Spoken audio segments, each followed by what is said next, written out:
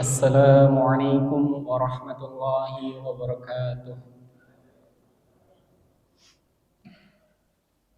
Alhamdulillahi rabbil alamin. Innal hamdalillah nahmaduhu wa nasta'inuhu wa nastaghfiruh wa na'udzu billahi min syururi anfusina wa min sayyiati a'malina. Man yahdihillahu fala mudilla lahu wa man yudlilhu fala hadiya lahu. Asyhadu an la ilaha illallah wahdahu la syarika lah wa asyhadu anna Muhammadan abduhu wa rasuluh wa la nabiyya ba'dah. Ya ayyuhalladzina amanu taqullaha wa qulu qawlan sadida yuslih lakum a'malakum wa yaghfir lakum dhunubakum wa man yuti'illaha wa rasulahu faqad faza fawzan 'azima. Qala Allah ta'ala fil Qur'anil Karim. A'udzu billahi minasyaitonir rajim. Ya ayyuhal muzammil qumil laila illa qalila nisfahu aw inqus minhu qalila aw zid 'alaihi wa rattilil qur'ana tartila. Jemaah salat subuh yang dirahmati Allah. Membaca Al-Qur'an adalah amalan yang sangat mulia karena setiap hurufnya itu Allah balas dengan 10 kebaikan.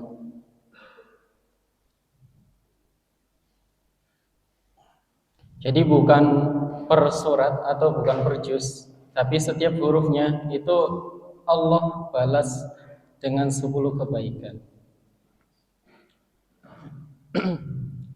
Oleh karena itu kita yang membacanya itu paling tidak adalah belajar membaca Al-Quran bagaimana sesuai dengan kaidah ilmu Al-Quran dan tajwid. Nah, pada pembahasan kali ini insyaallah tadi kita akan membahas tentang tajwid atau di matan Jazariyah itu berarti tajwidul Quran. Ya, sebagaimana di kitabnya itu disebutkan wal akhdhu bit tajwid hatmun lazim malam yujawwidil Quran asim. Dan mengamalkan tajwid merupakan kewajiban. Artinya ketika kita membaca Al-Quran dengan tajwid itu adalah wajib ya. Maka siapa saja atau barang siapa yang sengaja tidak mengamalkan tajwid atau ketika membaca Al-Quran itu tidak bertajwid asim, maka ia berdosa. Jadi ketika kita membaca Al-Quran itu tidak menerapkan ilmu tajwid, maka kita berdosa. Oleh karena itu sangat penting ketika kita membaca Al-Quran ini sesuai dengan kaidah tajwid yang ada. Li'annahu bihil ilahu anzala, karena bersama dengan tajwid Allah menurunkan Al-Quran. Wa hakadha minhu ilaina wasala. Serta bersama dengan tajwid pula Al-Quran darinya sampai kepadanya. Kalau dari dalam surat Al-Muzammil itu warattilil Qur'ana tartila, dan bacalah Al-Quran dengan tartil atau perlahan-lahan. Apa yang dimaksud dengan tartil? Dimaksud dengan tartil adalah ketika kita membaca Al-Quran tajwidul huruf. Jadi mentajwidkan bacaannya atau huruf-hurufnya dan memberi hak-hak pada setiap hurufnya maupun mustahaknya. Wa huwa aidan hilyatut tilawah, dan tajwid juga merupakan penghias bacaan Al-Quran. Wasinatul ada iwal qiraah. Ya, jadi bacaan Al-Quran menjadi indah karena tajwid, bukan sekadar karena indahnya suara atau irama. Nah ini yang harus kita perhatikan bersama. Bagaimana ketika orang belajar irama itu seringnya meninggalkan tajwidnya. Bacaannya jadi kadang panjang, kadang pendek gitu ya. Atau yang satunya panjangnya panjang banget, terus yang satunya malah panjangnya terkurangi. Nah itu baik pada saat tilawah atau tadarus atau talaki, ketika kita belajar dengan seorang guru menyetorkan bacaannya, atau qiraah, yakni membaca secara umum. Artinya Al-Quran ini mesti dihiasi dengan tajwid dalam keadaan apapun. Wa huwa i'qa'ul hurufi haqqaha. Adapun makna tajwid adalah memberikan setiap huruf hak. Memberikan setiap huruf hak min sifatiha, berupa sifat-sifatnya, wa mustahaqqaha, dan juga mustahaknya. Hak-hak huruf ini adalah sifat-sifat lazimah yang sudah pernah kita bahas. Lazimah itu adalah sifat-sifat yang lazim ketika orang dengar hamas, jahar, rokhwa, qalqalah atau semisalnya. Sedangkan mustahak huruf maknanya adalah sifat yang kadang menyertai huruf dan kadang tidak. Seperti tafkhim, ya, tebal. Terus ada tarkik, tipis, ikfa, idgham, dan lain sebagainya. Nah itu sifat tadi makhrijul huruf dan sifat-sifatnya itu harus kita terapkan. Begitu pula dengan bacaan yang lain seperti ikfa, idgham, itu juga kita terapkan. Bukan mengikuti iramanya. Ketika iramanya naik gitu ya, cepat, bacanya cepat. Ketika pelan-pelan. Nah, itu sering terjadi. Tapi bukan seperti itu. Irama yang mengikuti bacaan, bukan bacaan yang mengikuti irama. Waruddul kulli wahidin li aslihi.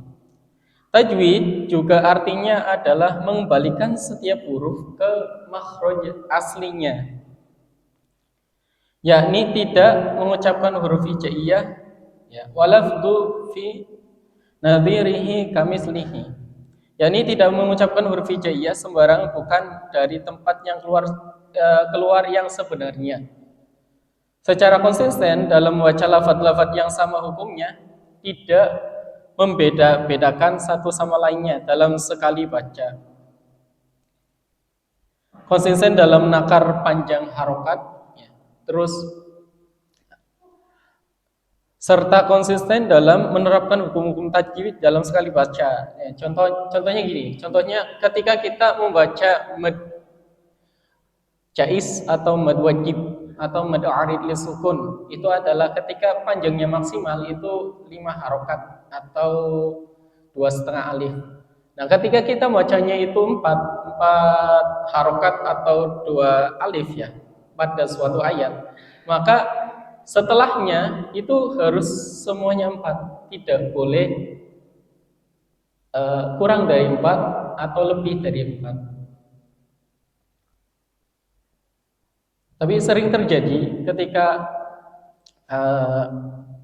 orang ketika membaca Al-Quran itu lebih dari 4, kadang kurang jadi dari 4. Contohnya ketika dia membaca surat-surat yang di belakangnya itu ada mad arid li sukunnya. Karena kalau di Al-Fatihah itu alhamdulillahirabbil alamin. Nah, itu kurang. Terus Ar-Rahmanir Rahim. Nah, keduanya bisa panjang banget. Nah, itu artinya dia tidak konsisten ketika bacaan awal dia Alhamdulillahi Rabbil Alamin. Itu dua. Tapi ketika yang kedua Ar-Rahmanir Rahim. Nah, itu terlalu panjang. Itu tidak konsisten. Maka harus konsisten. Ketika hitungannya 4 ya 4. Ketika hitungannya 2 ya 2. Iya. Ketika kita mengambil maksimal 5 ya harus 5 semua. Yang sejenisnya gitu ya. Mukammalan min ghairi ma takallufi bilutfi fil mutaqi bila ta'assuf. Jadi tajwid juga bermakna membaca Al-Qur'an dengan mukammalan atau sempurna, kamil. Baik dari dari sisi makhraj, sifat hukum-hukumnya tanpa berlebih-lebihan ya. Tanpa melebihkan bacaannya. Atau biasanya seringnya itu orang takalluf gitu ya. Bacaan takalluf ini ketika kita membaca itu terlalu panjang banget. Contohnya Alhamdulillahi Rabbil Alamin. Nah, itu terlalu panjang. Itu namanya takalluf. Nah, atau nunnya, huruf nunnya itu langsung masuk, juga termasuk takalluf.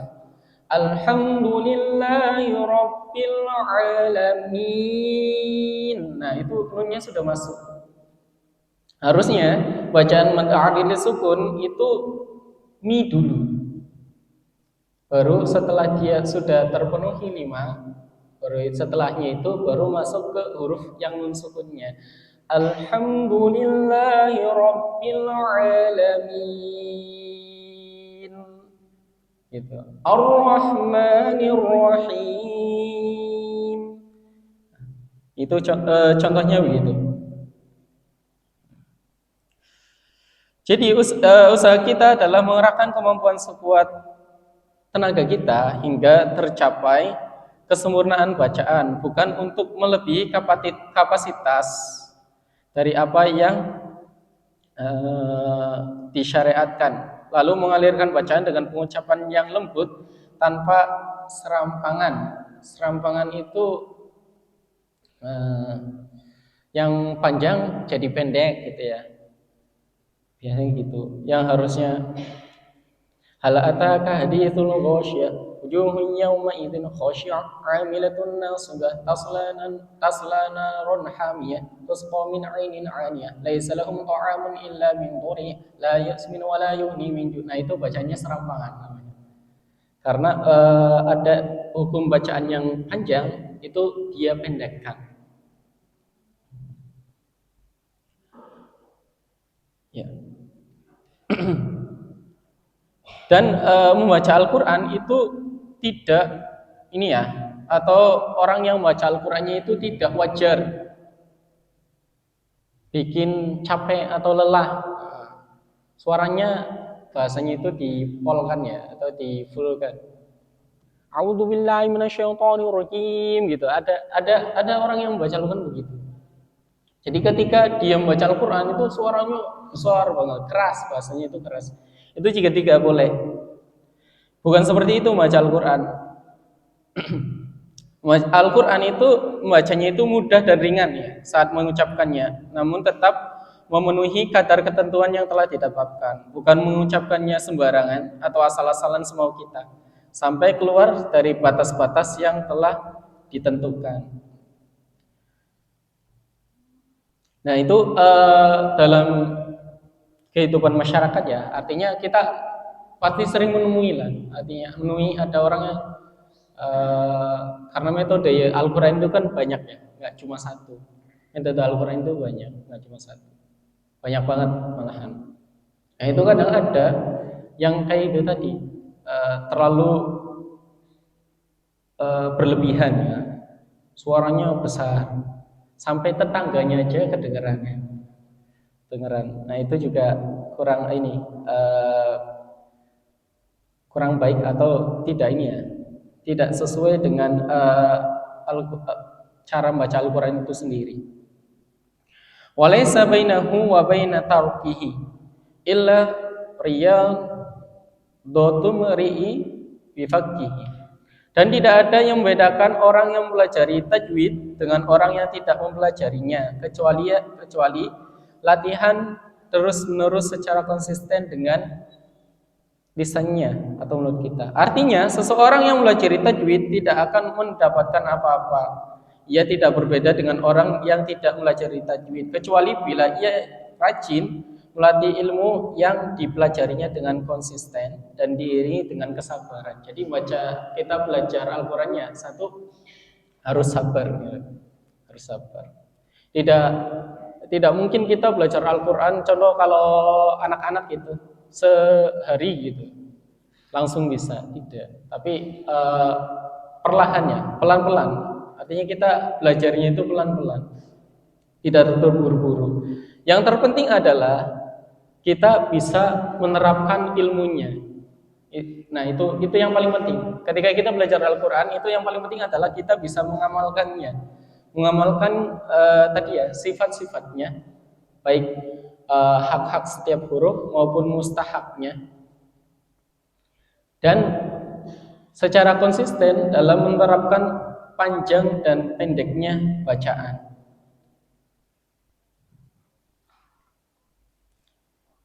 Nah, itu tadi berkaitan dengan tajwid. Artinya tajwid ini sangat penting ya, dalam membaca Al-Qur'an. Artinya setiap pembacaan Al-Qur'an kita tidak lepas dari kaidah ilmu tajwid. Nah, untuk yang berikutnya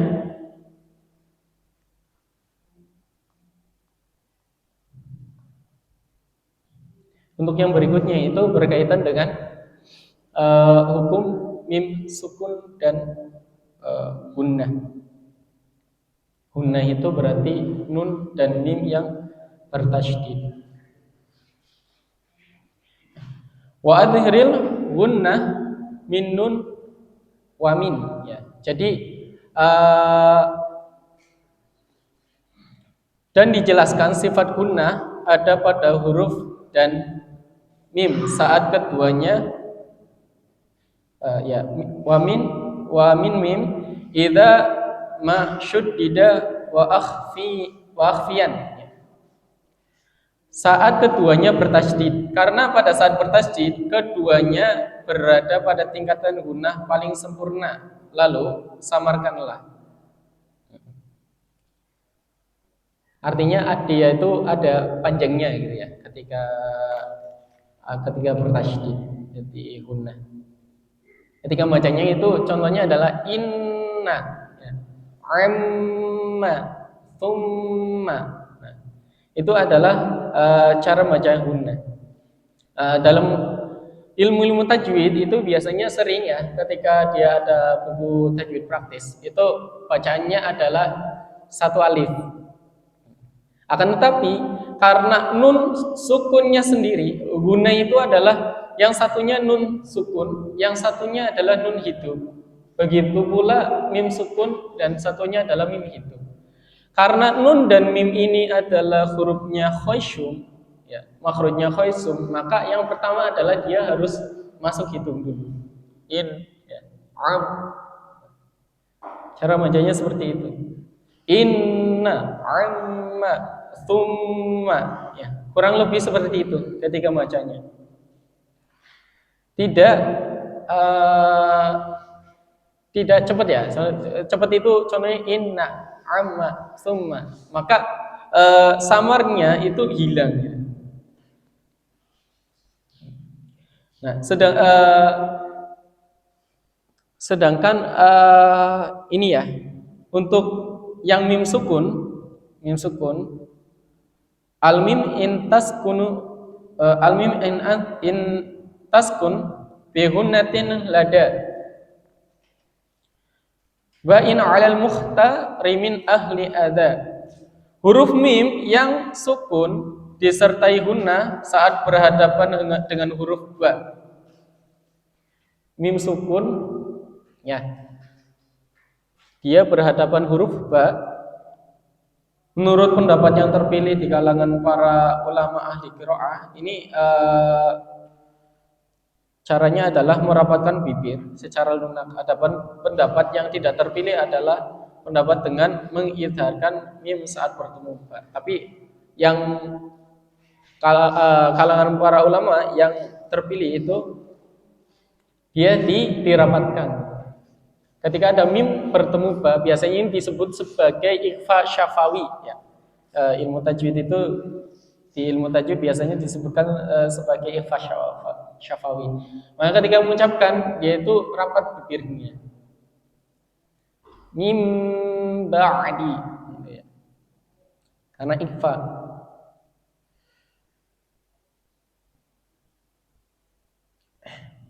Nah,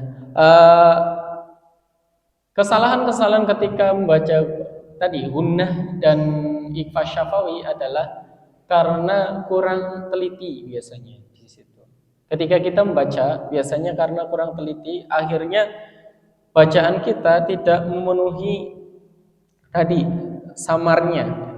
Karena ikhfa sendiri secara pengertian adalah samar. Apa yang dimaksud samar? Contoh, ketika dia hurufnya nun sukunnya, samar itu ketika kalau nun sukun, ketika posisi ujung lidah kita itu kan menempel ke langit-langit bagian depannya. Nah, ketika menempel itu dia direnggangkan dikit. Contohnya adalah antohiro. Nah, itu ketika bibirnya nempel, maka dia jadi idhar atau jelas. Antohiro. Nah, itu yang nempel. Antohiro. Ikhfa itu samar. Kenapa? Karena bibirnya tidak nempel. Dia renggang dikit. Antohiro. Ansorin. Sedangkan kalau di mim tadi, ketika bibirnya rapat, terus dia melanjutkan huruf setelahnya, yaitu ba. Karena sama-sama itu tadi ya, sama-sama makhrajnya di bibir ya. Wadihron ha aindaba il ahrufi. Wa ahdar lada wa min wafa an takhtafi. Kemudian idharkan, dijelaskan bacaannya gitu ya. Jangan samar. Mim sukun saat berhadapan dengan sisa hurufnya ya. Selain mim dan ba. Kalau bertemu mim berarti apa? Kalau bertemu mim ini berarti dia idgham mithli ya. Idgham mithli atau nama lainnya kadang orang mengucapkannya sebagai idgham mimi ya. Lahum ma yattaquna. Nah, itu contoh bacaan yang ada di Al-Qur'an. Serta berhati-hatilah jangan sampai menyamarkan suara mim sukun saat berhadapan dengan huruf waw dan fa karena dekat dan samanya makhraj ya. Tapi sebenarnya seringnya ketika kita membaca itu bukan karena tidak jelas atau bagaimananya, tapi biasanya kesalahannya itu di jeda itu terus berhenti dikit, itu namanya jeda. Tas alu gitu ya. Terus darutukum gitu. Darutukum itu biasanya di jeda. Nah, karena ketika kita mencepatkan, biasanya itu malah tawallud atau seperti huruf qalqalah.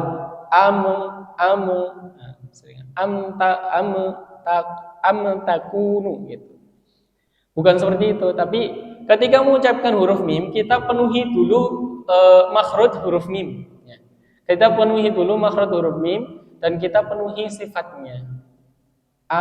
Takunu. Nah, itu sehingga tidak ada jeda di dalam membacanya.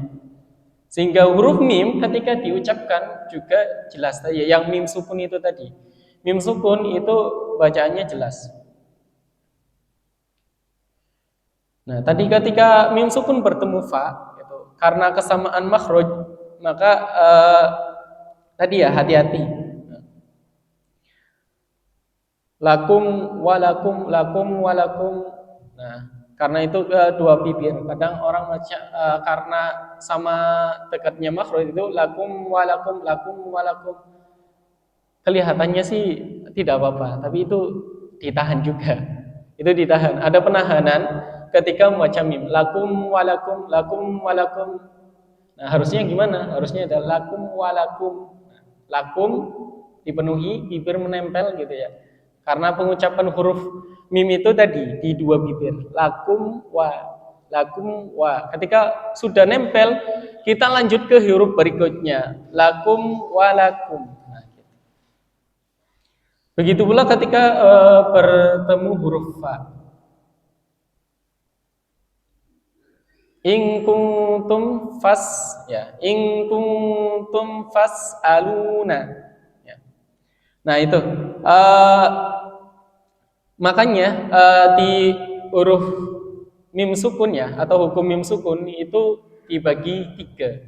Yang pertama itu adalah idgham misli. Idgham misli itu ketika ada mim sukun bertemu mim, maka membacanya dia ditahan atau gunnah ya, gunnah atau didengungkan bahasanya.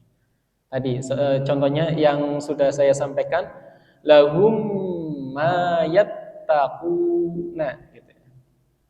Tidak langsung. Kalau langsung lahum ma yattaquna itu tidak boleh. Tapi dia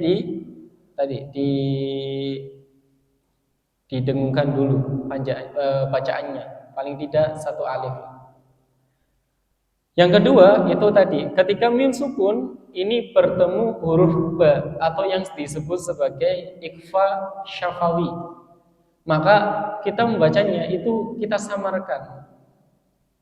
Dzalikum balaun, ada panjangnya. Dzalikum balaun. Kalau di Al-Fatihah ini ketika mim sukun bertemu selain huruf mim dan ba itu disebut sebagai idhar syafawi. An'amta, an'amta.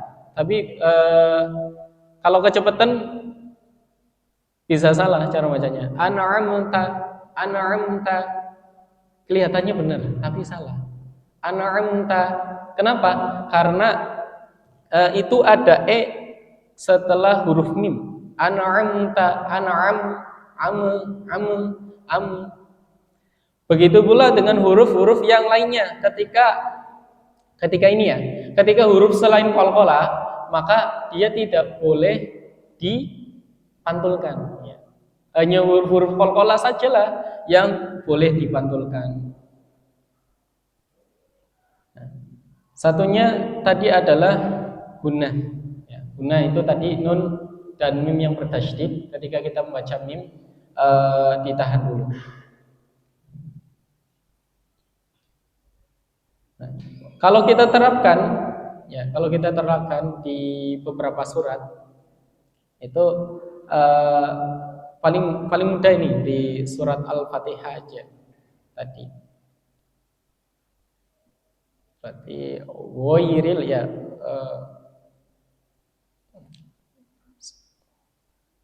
ya di surat Al-Fatihah siratal ladzina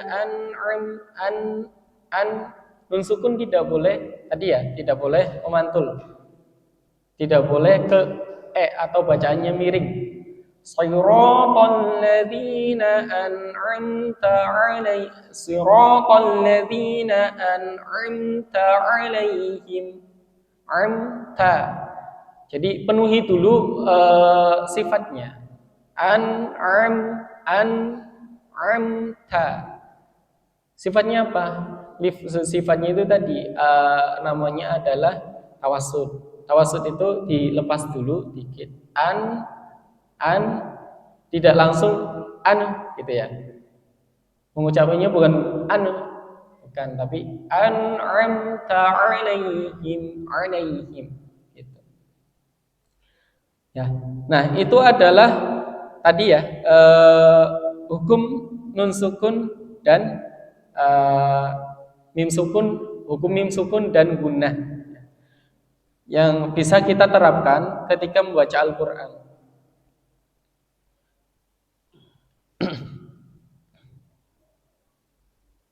Ya, kenapa kok bacaan Al-Quran harus seperti itu? Ya, kadang ada pertanyaan orang, banyak pertanyaan. Ya, satu, karena kita itu membaca Al-Quran itu bukan keinginan kita gitu ya, atau bahasa sini sekarang dewek ya, bukan. Tapi kita membaca Al-Quran itu sesuai dengan sebagaimana yang Rasulullah itu baca. Begitu pula dengan sholat gitu ya, sholat.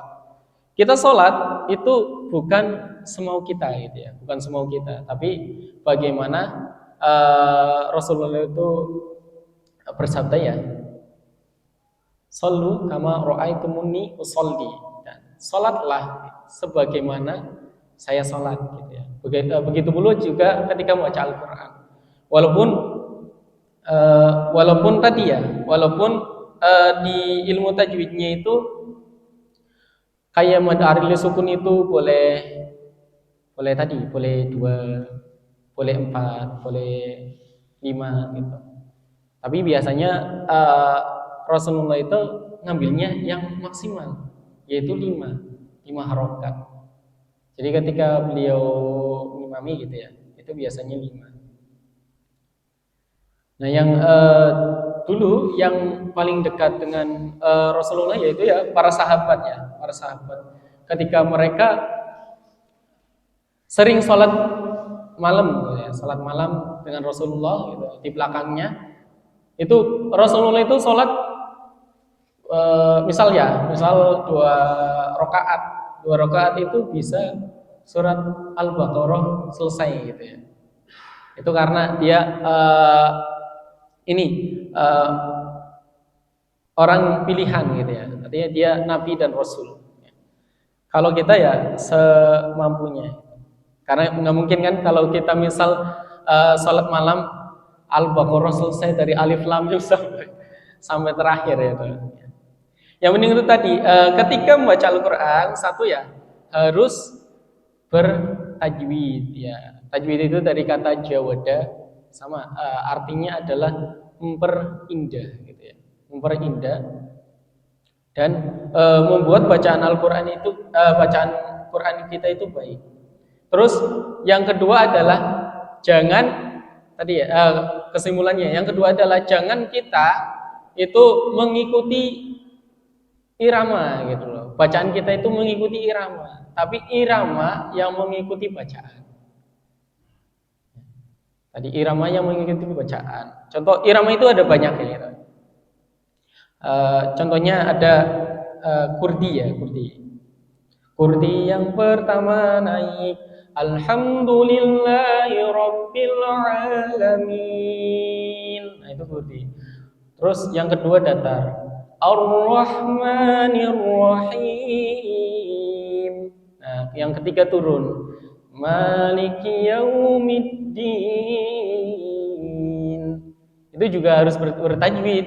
Tidak lantas kita naik terus panjang banget ya. Alhamdulillahi Rabbil Alamin. Ya, panjangnya terlalu atau namanya takaluf kan. Ar-Rahmanir Rahim. Nah, keduanya bisa pendek karena ngikuti irama, tidak boleh.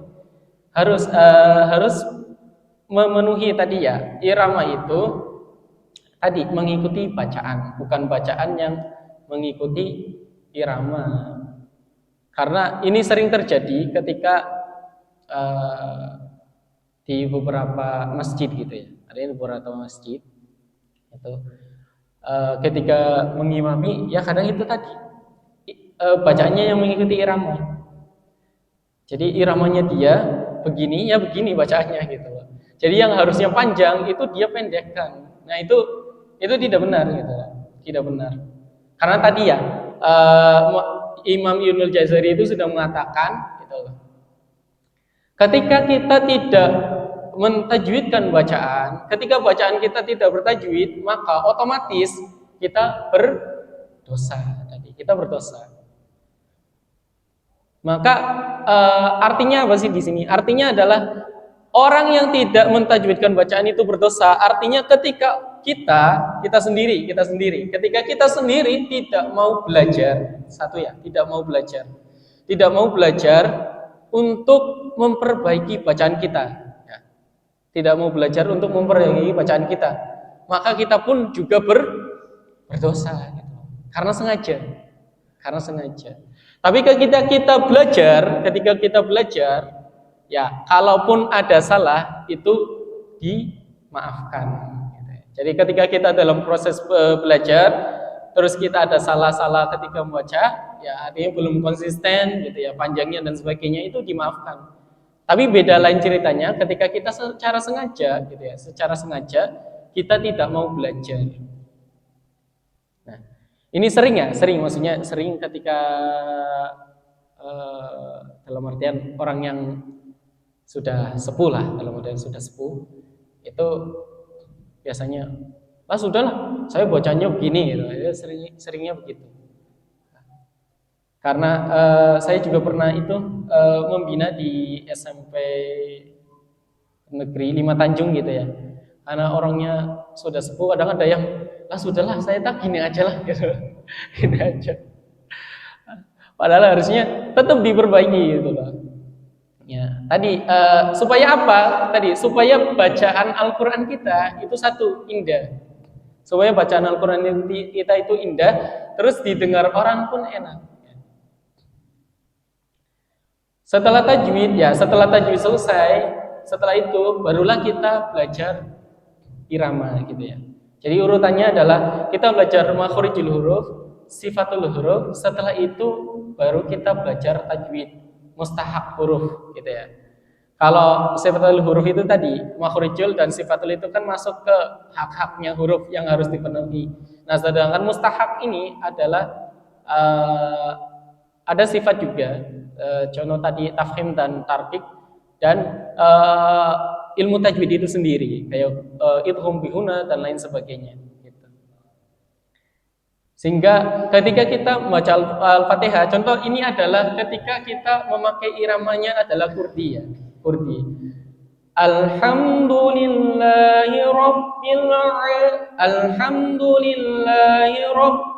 alamin, Ar-Rahmanir Rahim, Maliki Yaumiddin, Iyyaka na'budu wa iyyaka nasta'in, Ihdinas siratal mustaqim, siratal ladzina an'amta 'alaihim, ghairil maghdubi 'alaihim waladdallin. Gitu. Nah, itu kalau kurdi. Kalau irama lain bisa irama itu ada banyak. Yang penting adalah tadi, ya. Yang penting, paling penting, pokok utama kita adalah bacaan kita harus bertajwid, gitu ya. Jamaah salat subuh yang dirahmati Allah, itu adalah beberapa contoh bacaan yang ini, ya, yang harus kita terapkan. Artinya kita terapkan dalam keseharian kita ketika membaca Al-Qur'an. Artinya kita perlu latih. Jadi bacaan itu harus dilatih. Begitu pula ketika mengucapkan huruf, kita juga harus dilatih. Kalau kita tidak pernah latihan, kita tidak pernah mencoba, ya tidak akan itu tadi sampai. Jadi belajar itu, ya tadi, ya, yang disebutkan oleh Imam Ibnu Jazari. Ketika kita belajar Al-Qur'an itu harus sabar. Artinya latihan terus, sehingga bacaan kita nantinya akan baik dan semakin baik. Dan tadi semakin indah ketika orang mendengarkan bacaan kita, gitu. Nah, itu mungkin yang bisa saya sampaikan, gitu ya. Tidak banyak, artinya nanti lebih sering dilatih aja. ihdinas siratal mustaqim. Semoga apa yang saya sampaikan ini bisa bermanfaat untuk kita semuanya dan kita bisa menerapkan ketika membaca Al-Qur'an tadi ya. Ada 4 tadi, gunnah dan hukum mim sukun yang 3 itu. Akhirul kalam, wassalamualaikum warahmatullahi wabarakatuh.